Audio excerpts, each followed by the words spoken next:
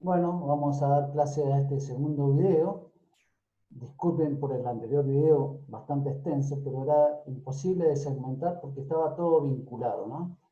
Y segundo, estuve viendo el video y cometí un error de decir siempre arqueólogo, arqueólogo, arqueólogo, o hombre, cuando hablamos del pasado, en vez de decir de grupos humanos. Entonces, bueno, a veces voy a decir arqueólogo y voy a decir arqueólogas, y voy a decir hombres y mujeres o mujeres del pasado para este, mejorar esta comunicación y ser más inclusivo a la hora de comunicar, ¿no? Creo que es un error que, bueno, la gente grande como yo, poco a poco vamos a ir modificando. Ustedes seguramente ya lo tienen incorporado. Ahora vamos a hablar de lo que es muy, pero muy sintéticamente de lo que es la arqueología experimental, ¿no? Sin mostrar ninguna diapositiva. Ustedes van a poder captar qué es lo que es la arqueología experimental.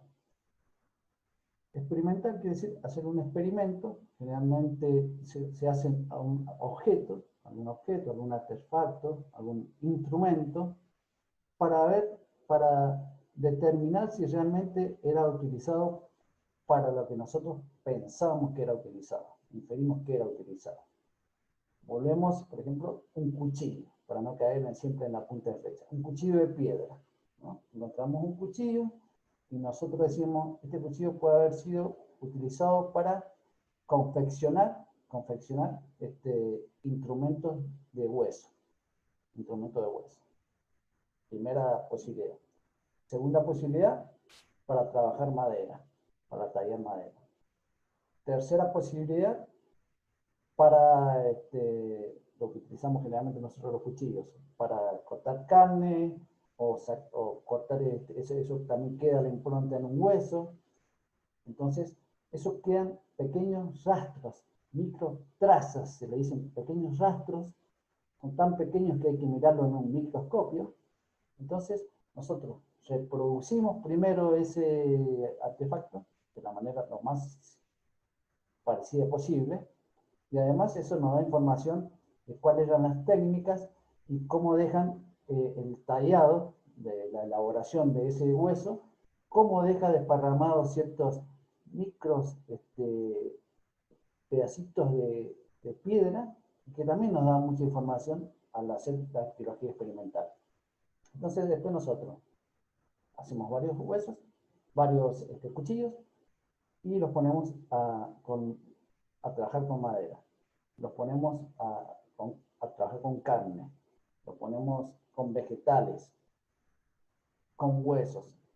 Entonces, después nos comparamos tanto a esos cuchillos milenarios como a los cuchillos experimentales y vemos la traza y la similitud que hay. Entonces ahí podemos identificar y poder dar con mayor exactitud cuál era la funcionalidad de ese cuchillo. Así de sintético voy a hablar de lo que es la arqueología experimental. Es mucho más amplio, pero con eso ya se llevan una idea de lo que es la arqueología experimental.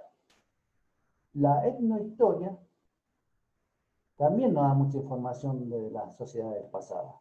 Todo suma a lo que es el análisis de los materiales. La etnohistoria es el estudio de documentos, ya sea, por ejemplo, de los cronistas españoles en la conquista, o ya sea de antropólogos que estudiaron sociedades de hace 100 años atrás y que dejaron el registro, nosotros tratar de observar el comportamiento humano y su materialidad. O sea, es el estudio de documentos desde una mirada antropológica, documentos de primera mano,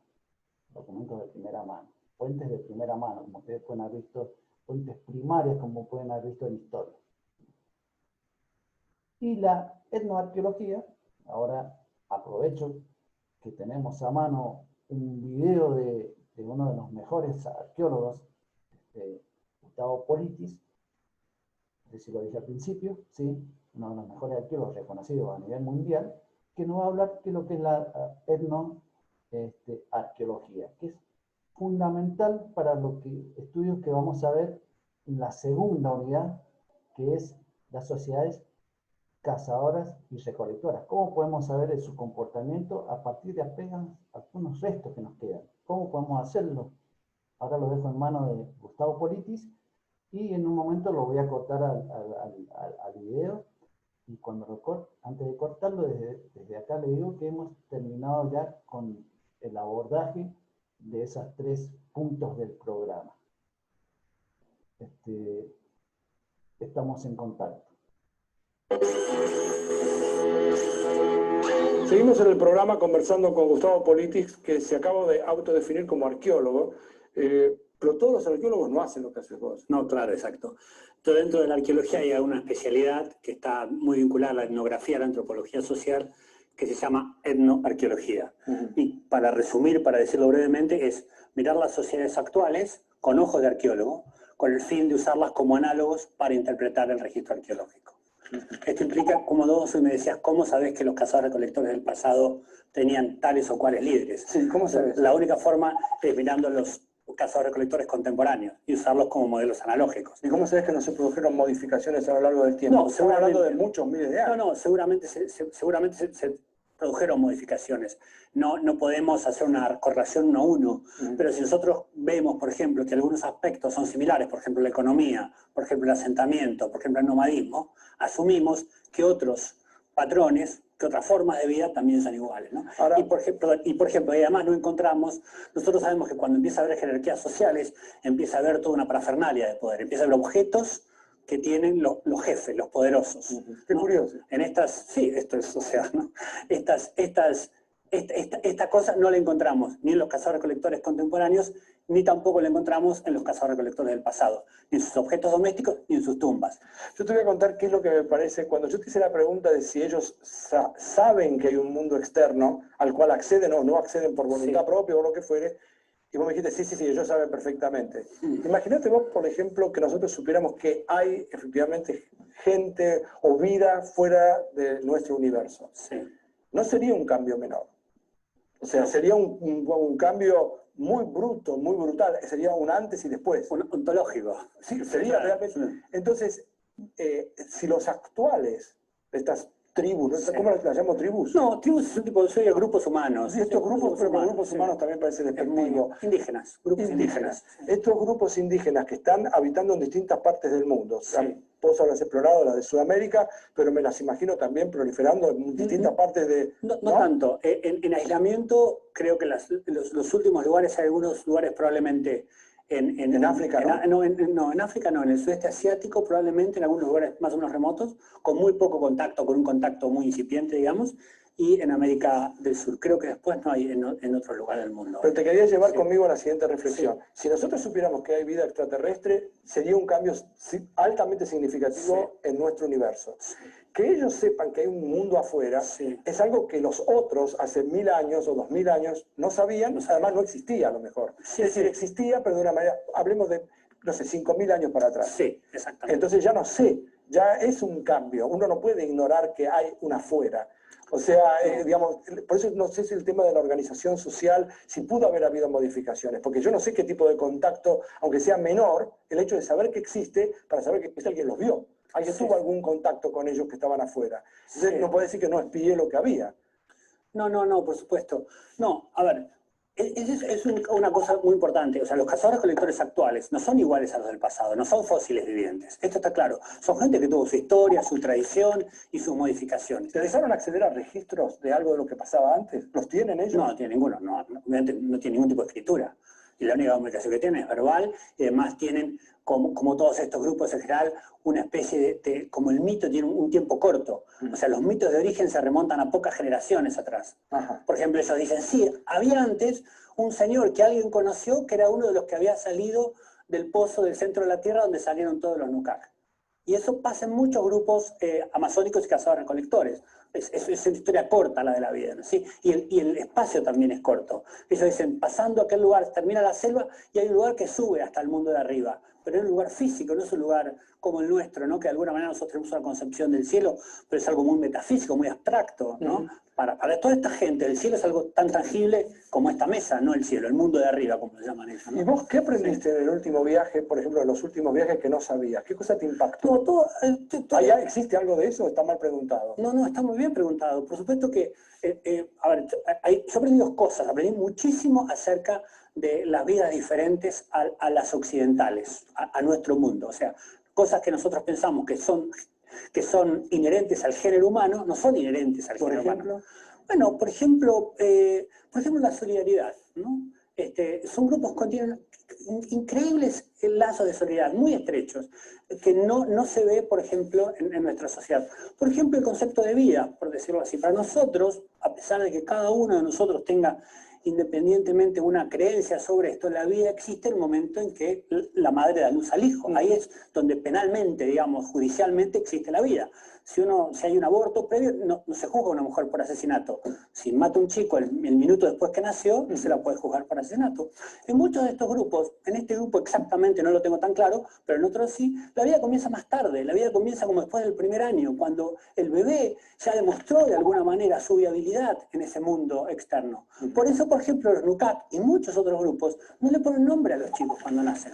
Los llaman, mis primeros anotaciones, yo le empezaba a poner nombre, empezaba a tratar de ubicarme el nombre de la gente y a dar un cuadro de parentesco. ¿Tienen nombres, sí o no? Sí, tienen nombres, por supuesto, sí, tienen nombres, sí. Y los nombres significan algo, ¿no? Por ejemplo, agua de lluvia, ¿no? Tienen unos nombres muy, muy lindos.